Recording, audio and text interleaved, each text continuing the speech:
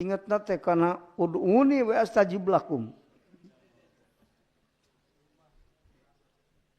Eta jalma nu ngamanaan ayat Quran zahirul kalam eta teh kan.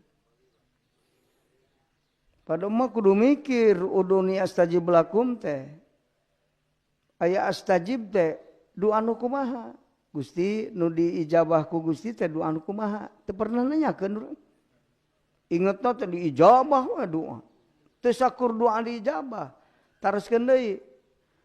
Gusti doa nu diijabah ku Gusti nu ditanggung jawab ijabahna teh nu kumaha? Tah kitu.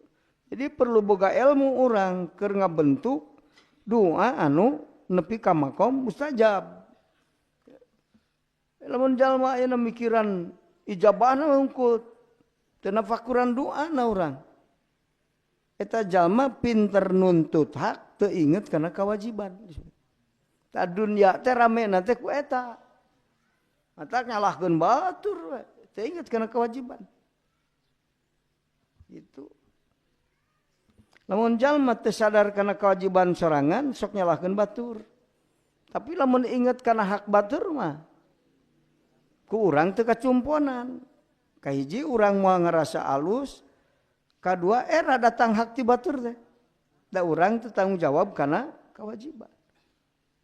Tak ahli-ahli Allah mah mun diasupkeun ka surga bari teu ibadah era. Urang mah hayang pan. Asa teu sanggup asup lagi ka surga bari teu ibadah ku Allah diasupkeun. Era kan. Kunaon urang teu era sing ingat. Ya Kang, ari iman jeung era teh bareng.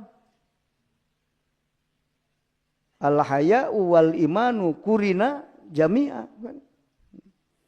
Ya Kang, iman jeung era mah bareng. Urang teu boga ka era ku Allah patut dipertanyakeun, ari iman ente ka mana? Geuning teu boga ka era. Mun iman mah ka Allah kudu boga ka era. Geus teng jero teuing Kang, sok nalangsa nyeleksek kana hate teh. Aduh, aing teh asa alus kamari mah. Tapi ari inget ka dinya, masyaallah. Gitu.